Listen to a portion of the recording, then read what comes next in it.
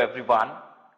We are starting with GST, the biggest taxation reform of our country post-independence. Government has introduced GST by the saying that one nation, one tax, one market. Obviously, the nation is one, country India. One tax as because so many taxes subsumed into GST to emerge as one tax for all the goods and services. One market. Earlier, each state was a different market in India altogether because each state had different VAT laws. Now, since there will be one tax, that is GST, all across India, so India will emerge as one market.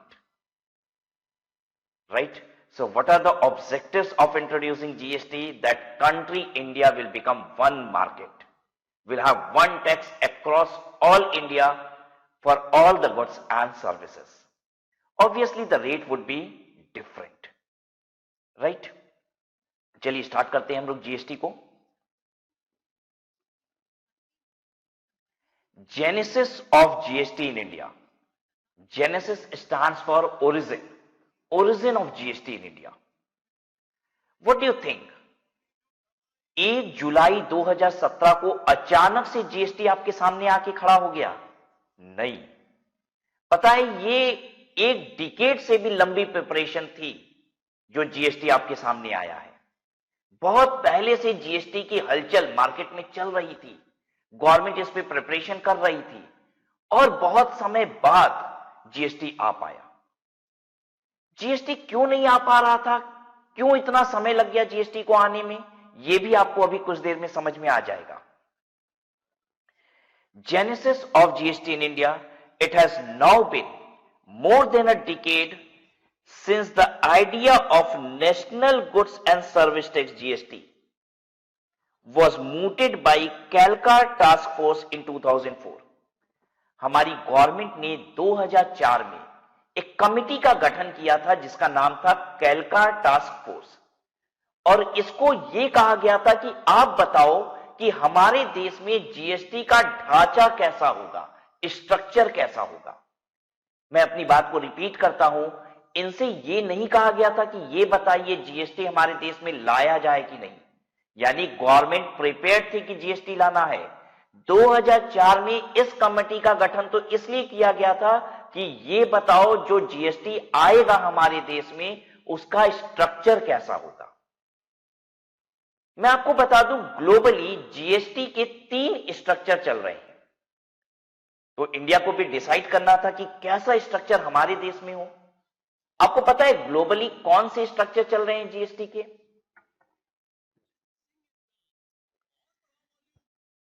एक तो है national level GST, national GST. दूसरा है state GST और तीसरा dual GST. National GST, state GST and dual GST. National GST का मतलब GST की जो रेवेन्यू होगी ना वो सेंट्रल गवर्नमेंट को जाएगी. ये होता है नेशनल जीएसटी. स्टेट जीएसटी का मतलब ये होता है कि जीएसटी की जो रेवेन्यू हो जाएगी वो स्टेट गवर्नमेंट को जाएगी. और डुअल जीएसटी का मतलब होता है कि जीएसटी का डिस्ट्रीब्यूशन हो जाएगा सेंट्रल गवर्नमेंट में और स्टेट गवर्नमेंट में. कैलका टास्क फोर्स ने क्या रिकमेंड किया था मैं एक बार फिर से आपके सामने प्रेजेंट करता हूं. कैलका टास्क फोर्स ने क्या रिकमेंड किया था? National GST, national goods and service tax. लेकिन आपको पता है हमारे देश में अल्टीमेटली जीएसटी आया कौन सा? हमारे देश में जो जीएसटी आया सभी को पता है वो है डुअल जीएसटी. और अब आपको समझ में आ जाएगा कि हमारे देश में जीएसटी आने में इतना समय क्यों लगा. क्योंकि हमारे देश में फोकस किया जा रहा था कि नेशनल जीएसटी आए, सारी की सारी रेवेन्यू सेंट्रल गवर्नमेंट को जाए, जिसके लिए स्टेट गवर्नमेंट बिल्कुल भी तैयार नहीं थी. स्टेट गवर्नमेंट बिल्कुल भी तैयार नहीं थी कि जीएसटी की रेवेन्यू सेंट्रल गवर्नमेंट को चली जाए. क्योंकि इसके पहले वैट होता था और सीएसटी होता था. जब जीएसटी नहीं था तो गुड्स पे जो टैक्सेस लगते थे वो वैट और सीएसटी लगता था जिसकी रेवेन्यू स्टेट गवर्नमेंट को मिलती थी. तो भला स्टेट गवर्नमेंट इस रेवेन्यू को कैसे सेक्रीफाइस करे? इनफैक्ट मैं आपको यह भी बता दूं कि हमारे देश में तकरीबन सभी पावर सेंट्रल गवर्नमेंट के पास होती है, सभी पावर सेंट्रल गवर्नमेंट के पास होती है। पता है स्टेट गवर्नमेंट के पास होती ही 2 पावर है, सिर्फ 2 power.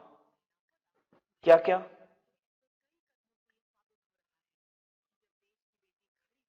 Number 1 physical power and number 2 police. क्या होता है राज्य सरकार के पास? राज्य सरकार की अपनी पुलिस होती है और फिजिकल पावर होता है। जैसे आपने देखा भी होगा पुलिस कैसी होती है, UP police, Bihar police, MP police, right? वो स्टेट गवर्नमेंट की होती है पुलिस, वो सेंट्रल गवर्नमेंट की नहीं है। और दूसरा physical power, that is revenue collection power, revenue collection power. ये लोग रेवेन्यू कलेक्ट करते थे वैट की, सीएसटी की। अब एक बात बताइए, अगर जीएसटी आ जाए, नेशनल जीएसटी, तो यानी ये फिजिकल पावर तो चला गया स्टेट गवर्नमेंट के पास, तो यानी क्या राज्य सरकार के पास बस पुलिस रह जाएगी? स्टेट गवर्नमेंट मतलब सिर्फ पुलिस और कुछ नहीं। तो स्टेट गवर्नमेंट बिल्कुल भी तैयार नहीं थी, कह रही थी ऐसा जीएसटी तो हम अपने देश में आने ही नहीं देंगे जिससे हमारी फिजिकल पावर भी हाथ से निकल जाए। और ये जब बीजेपी गवर्नमेंट आई ना, तो इन्होंने डुअल जीएसटी मॉडल पे बात करना शुरू कर दिया। कहा कि हम अपने देश में डुअल जीएसटी लाएंगे जिसमें रेवेन्यू सेंट्रल गवर्नमेंट और स्टेट गवर्नमेंट में बंट जाएगी। तब जाके कहीं राज्य सरकार तैयार हुई और जीएसटी हमारे देश में आ पाया, right? The task force strongly recommended fully integrated GST on national basis. ये उनका रिकमेंडेशन था, हुआ नहीं ये। Subsequently the then union finance minister, उस समय के फाइनेंस मिनिस्टर की बात हो रही है, श्री पी चिदम्बरम, जिन्होंने बजट प्रेजेंट करते समय 2007-8 का बजट प्रेजेंट करते समय, यानी कि फरवरी 2007 की बात हम कर रहे हैं, 2007-8 का बजट प्रेजेंट करते समय उन्होंने कहा कि जीएसटी 1 अप्रैल 2010 से लागू हो जाएगी हमारे देश में। बजट 2007 प्रेजेंट करते समय उन्होंने बोला कि 1/4/2010 को जीएसटी इंट्रोड्यूस हो जाएगी। हो पाई क्या? नहीं हो पाई। हुई कब? 1 जुलाई 2017 को। मैं आपको बताता हूं, जब 1/4/2010 को वो इंट्रोड्यूस नहीं हो पाई तो पी चिदम्बरम जी ने एक डेट और दी कि इस दिन से हम लोग क्या करेंगे, जीएसटी इंट्रोड्यूस कर देंगे। उस डेट को भी जीएसटी इंट्रोड्यूस नहीं हो पाई। तो उसके बाद चिदम्बरम साहब हमेशा हर बजट में पता है क्या कहने लग गए, GST will soon be introduced, GST जल्द ही हमारे देश में आ जाएगा। उन्होंने ये कहना शुरू कर दिया कि जीएसटी जल्द ही हमारे देश में आ जाएगा। उन्होंने डेट बोलना ही बंद कर दिया। हालांकि कांग्रेस के रिजीम में जीएसटी आ ही नहीं पाई। फिर जब बीजेपी की गवर्नमेंट आई तो उन्होंने डुअल जीएसटी पे बात करना शुरू किया और जीएसटी हमारे देश में लागू हो गया। जीएसटी में सेवरल डेडलाइंस, बहुत सारी डेडलाइन चिदम्बरम साहब ने दी, वो सभी डेडलाइन मिस हो गई। You very well know that your income tax paper comprises of some MCQs question also. And if we have to prepare for MCQ question, obviously बहुत सारी historical बातें भी मुझे पूछी जा सकती हैं, ठीक है? तो इन सब की भी तैयारी हम लोग कर लें। GST was first introduced in France in 1954. You'll have to remember both the things, that it was first introduced in France and in the year 1954. And after that it has been introduced in more than 160 countries. But मतलब इसका ये है कि before India could introduce GST, उसके पहले 160 देशों ने already GST introduce कर दिया था, राइट?